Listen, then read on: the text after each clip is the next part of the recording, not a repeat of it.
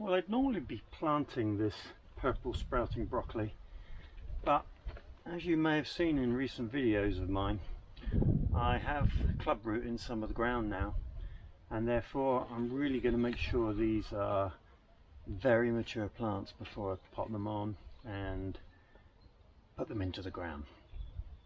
So this is sufficient to plant into the ground now, but I'm going to split these as 4 in here.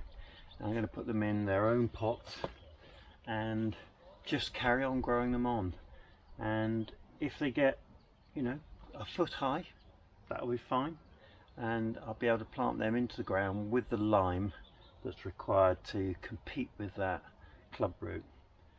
So if you've got clubroot, that's a consideration. If you haven't, then these plants would be perfectly good enough to plant straight into the ground, ready for purple sprouting broccoli in February.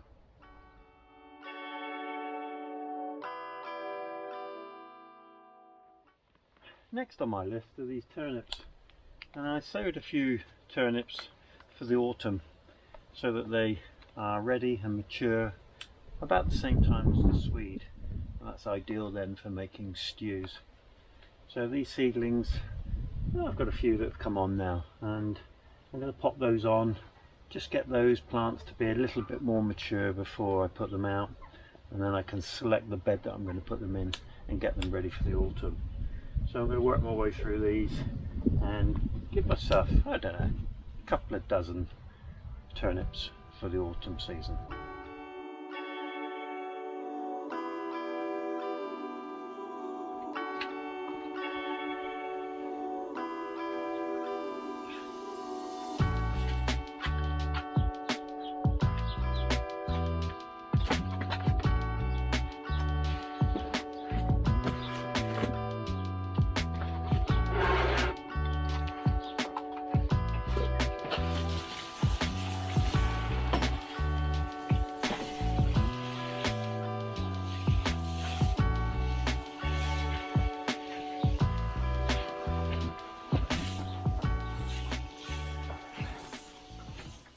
So I've given that a really good watering because it's fairly dry in the back of the bed there, and I'm going to plant this coriander right along the back, and we haven't got a great many seeds, but we've got enough just to spread along there, and that will give us a later crop of coriander. So I'm going to just make myself some holes in that bed and plant these up.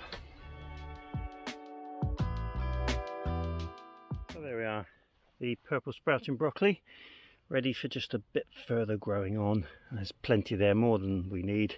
We've still got a few Cavolo Nero kale left, which we may plant up if we've got space.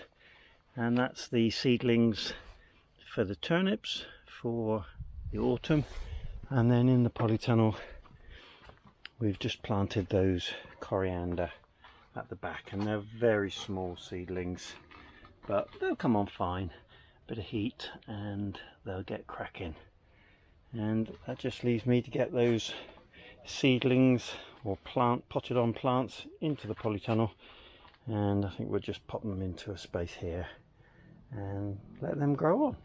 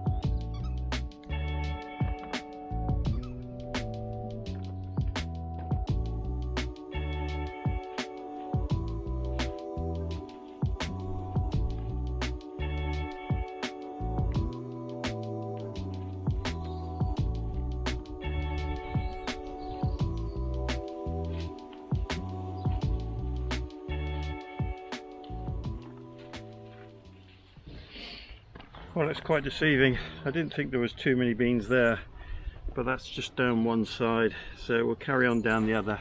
It's always best to get these beans when they're relatively young and you don't get any stringiness then. And these beans, they're looking great.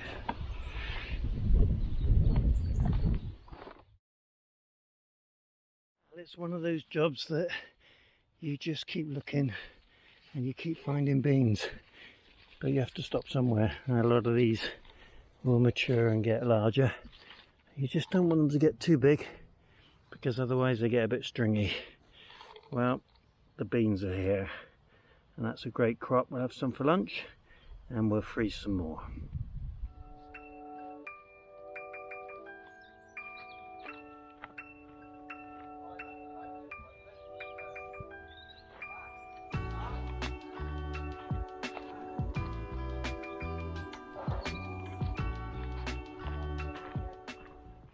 Time to look after my prized celeriac, and the roots are just coming on fantastically in here, but so is the weed, and I need to get all of that out, make sure all the focus is on growing those roots, and they're looking just fantastic.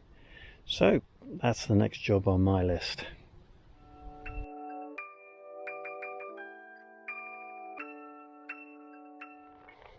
Well, I'm pretty pleased how they've come up.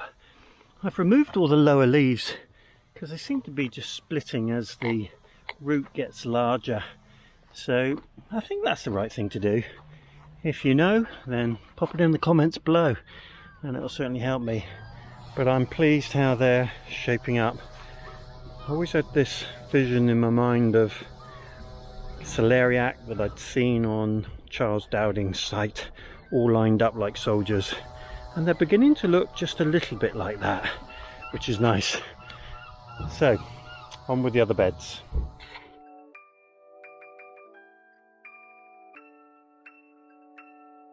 Well, that bed's a bit clearer now. And once you get the dead leaves out of these turnips, you can see what we've got. And there's some pretty gigantic turnips in there, verging on Swede. But they're going to be tasty and absolutely fantastic for making soups. There's a few broccoli that went to seed and one turnip that I inadvertently pulled out, but it's a beaut, so we'll cook that one. So we'll get the cover back on this and move on to the next bed.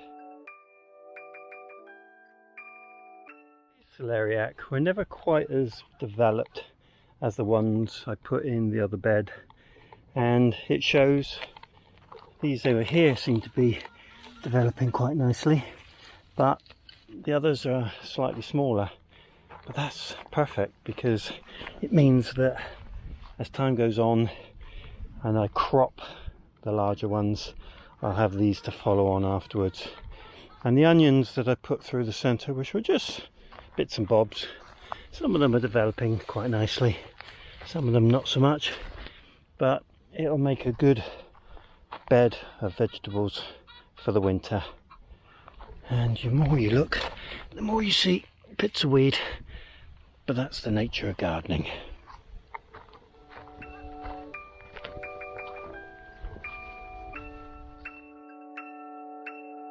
This is a Swede bed, and I planted this fairly early on.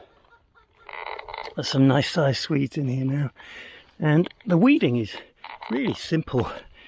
I've weeded this a couple of times, but once you get this amount of foliage on top of the Swedes, it really only takes minutes. I've got one fairly significant one forming there, and these would be absolutely perfect for the winter.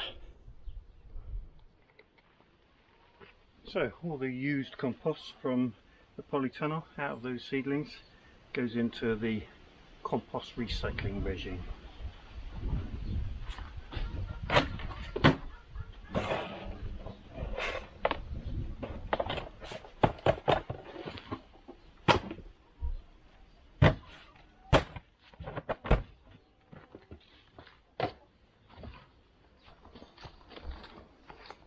So the beans have had 24 hours now since I tied them up, and already they're starting to look a little bit better.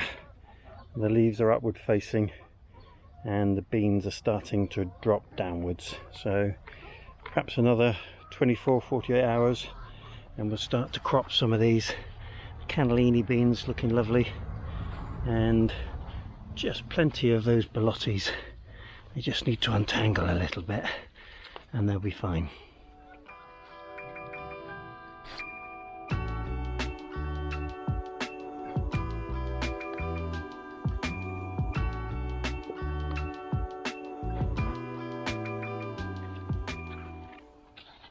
One of the things that I like to do with the pumpkins is just make sure we don't end up with too many fruit, and that way you can focus a lot of the energy that the plant's got into a fewer number.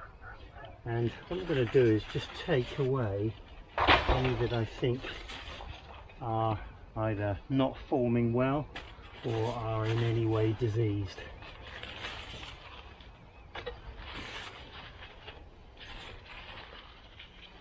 Now these are doing pretty well. I can't see too many that are a problem. There's one there.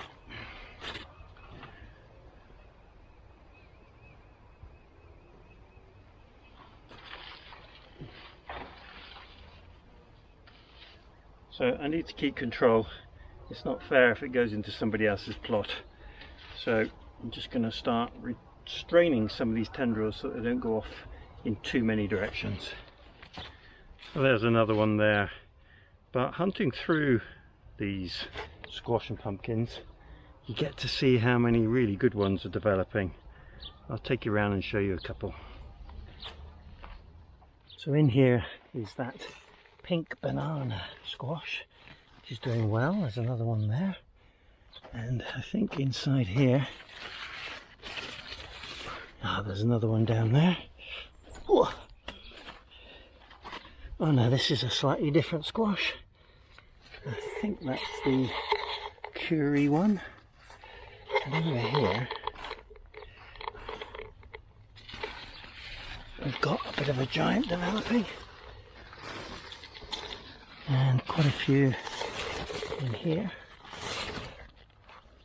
So the squash are really doing well. A couple more in there. And one or two underneath these large leaves, and I think this is the blue Hubbard. There's one there, and that one that we saw the other day, which is growing at one hell of a pace, which is great. There's another one there. Oh, there's so many. It's hopefully going to be a really good crop. Now this is the butternut squash, and as yet I haven't seen any fruit forming, but there's plenty of time.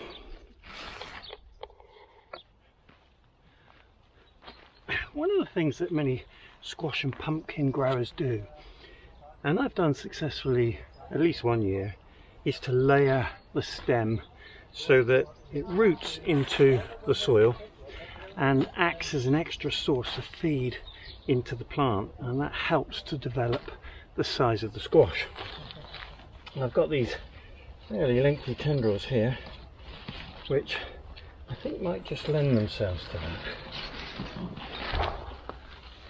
So I'm going to plant this fella into there and get two of these stems into here. That one's got a fruit in just an awkward spot, but I think we'll live with that. And get this fella down in there. And then I'm going to put the soil on top of that. We've got one or two fruit developing there. I'm just going to remove those. Get them nice and positioned. And then this one, I'll try and anchor him down there. And I think it's probably practical to do this at a root node, so I'm trying to get at a leaf node, so I'm trying to get this leaf position just right. And here we've got a couple of good locations. And I'm literally going to put the soil on top and pat it down.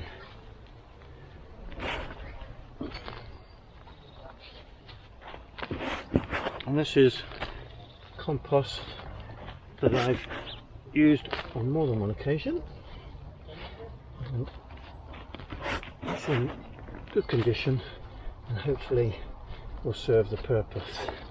So we'll see. We'll just add some water to that, keep an eye on it, and just make sure that that soil isn't washed away. We're due for some pretty heavy storms by all accounts, so give it the best chance possible, and we'll see how they do. Hopefully they'll root and give this plant that much more oomph.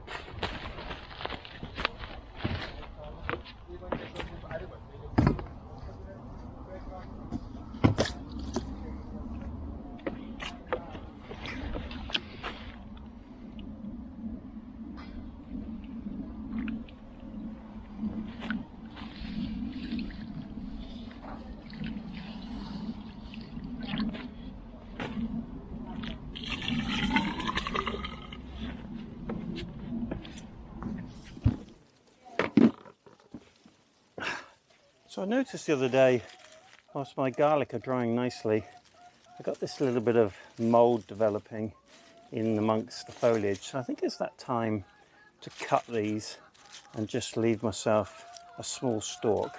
And then rather than let them dry any further in the shed, I'll take them indoors now. So, get the secateurs and get cutting.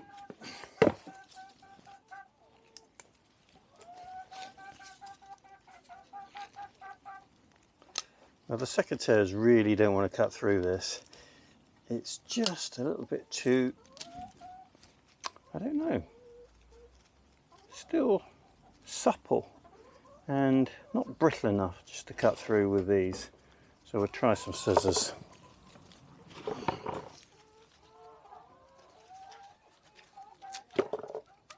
Perfect.